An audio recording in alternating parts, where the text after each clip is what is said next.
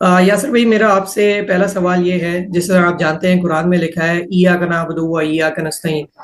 जब अल्लाह ताला ने ये वाज़ा कुरान में फरमा दिया, तो आप क्या समझते हैं कि फिर आज कौम क्यों शिर्क में पड़ी हुई है? इसको किस तरीके से देखते हैं आप?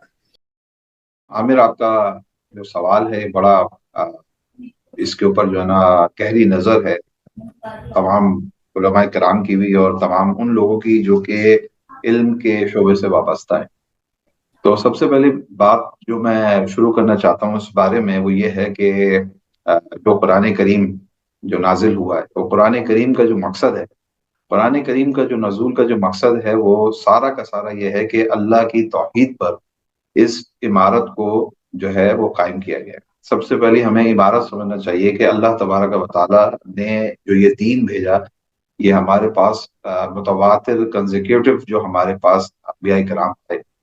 उनको भेजने का एक मकसद था। और उनको जो मकसद था वो ये था कि उम्मत को और तमाम की तमाम इंसानियत को अल्लाह की वहदानियत पर मुज्तमा करना। अब सवाल पैदा ये होता है कि अगर अगर उम्मत जिसके लिए जो है तमाम के तमाम जो अंबिया कराम को भेजा गया, जिन जिन अंबिया कराम को भेजा, उनका सिर्फ और सिर्फ एक ही मैसेज था, वो ये था कि हमें वहदानियत के ऊपर इंसानियत को लेकर आना है। अल्लाह तबारक व तआला ने इस दुनिया में जितने भी अंबिया कराम को भेजा वो सिर्फ और सिर्फ तौहीद तौहीद का प्रचार करने के लिए आए थे। तो हमें यही समझना चाहिए कि हमें तौहीद का प्रचार कि तौहीद है क्या चीज, और उम्मत क्यों तौहीद को छोड़कर शिर्क की तरफ यानी पॉलिथिज्म की तरफ चली गई। तो सबसे पहली बात यह है कि इसका जो मैं जहां तक कि मेरी as far as my knowledge is concern about this topic, तो जहां तक मैं समझ पाया हूँ वो ये है कि उम्मत ने जो किताब भेजी गई थी जिसको किताबुल्लाह यानी कुरान और फुरकान का नाम दिया गया। फुरकान का मतलब ही यही है कि वो सही और गलत में तमीज करके बताएगी। अब सही और गलत की तमीज करना सिर्फ और सिर्फ इसी सूरत में मुमकिन हो सकता है जबकि उस किताब को थरली जिसके लिए वो भेजी गई है, अगर वो इंसानियत उसको सही तौर पर उसका पूरा मुताला करेगी तो उसके बाद ही कुछ हमें समझ में आ सकेगा कि तौहीद क्या चीज है, और फिर उसके हिसाब से हम अपने आप को शिर्क से जो है वो बचा सकते हैं। अब सबसे पहली बात जो इम्पोर्टेंट है वो ये है कि हमने कुरान करीम जो अल्लाह तबारक व तआला ने जो किताब हमें इस दुनिया में हमें नबी करीम सल्लल्लाहु अलैहि वसल्लम की उम्मत के तौर पर हमें भेजी, उस किताब के अंदर जो लिखी हुई हिदायत हैं हमने उन हिदायत को पढ़ा ही नहीं। सबसे पहली बात यह। अच्छा, तौहीद के बारे में सबसे पहले जो हमें कुरान करीम के अंदर जो आयत मिलती हैं, अब आप अगर मुताला करते जाएं कुरान करीम की आयत का, तो उसमें सबसे ज्यादा अल्लाह तबारक व तआला ने जिस चीज पर एम्फेसाइज किया है उसी चीज पे किया है कि अल्लाह की वहदानियत यानी अल्लाह को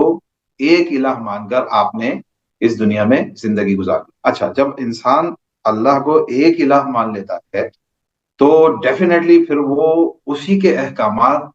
को मानते हुए, उसकी कमांडमेंट्स को मानते हुए, उसको फॉलो करते हुए वो जिंदगी गुजारता है। अच्छा, दुनिया सिजनुल मुमिनीन व जन्नतुल काफिरीन, हदीस में आया है कि ये दुनिया जो है मोमिनों के लिए कैद खाना है और काफिरों के लिए जन्नत है। अच्छा, मोमिनों के लिए कैद खाने से क्या मतलब है? क्या मोमिनों को इस दुनिया के अंदर जो है मुक़य्यद करके ये बताया गया है कि तुम एक जेल में रहो? नहीं, ऐसा नहीं है। बल्कि ऐसा है कि अल्लाह तबारक व तआला के अहकामात के फ्रेम के अंदर, within the framework of Allah's commandments, हमें इसी में रहते हुए हमें जिंदगी गुजारना। अच्छा, बात यह है कि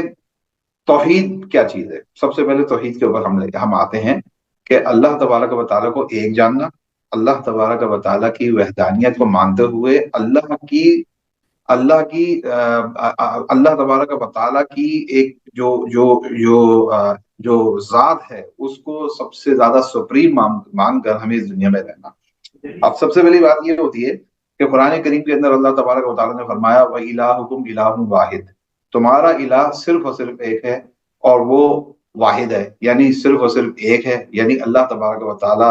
जो है ना वो किसी चीज से बना है ना उसको किसी चीज ने बनाया है,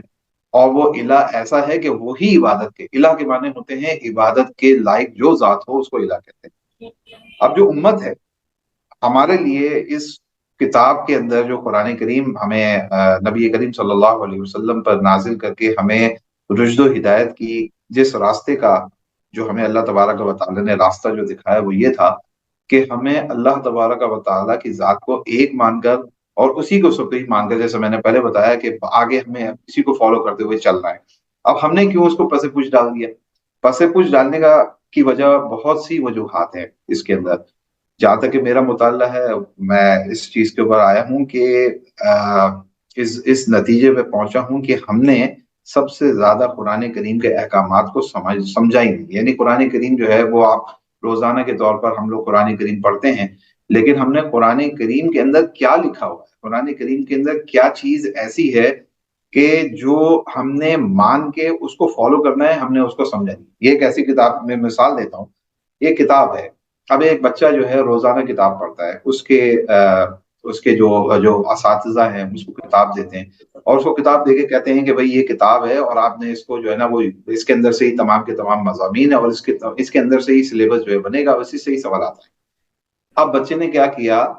اس کو کریمنگ کر کے، اس کو رٹا لگا کے کسی نہ کسی طریقے سے اس نے یاد کر لیا۔ اچھا، اس کے بعد جب وہ کریمنگ کرے گا، بیسڈ آن دا کریمنگ وہ چیز کیا ہوگی، وقت کے ساتھ ساتھ with the passage of time وہ چیز جو ہے، یعنی ایک دن یاد رہے گی، اس کے 2 دن یاد رہے گی، امتحان کے بعد وہ بھول جائے گا۔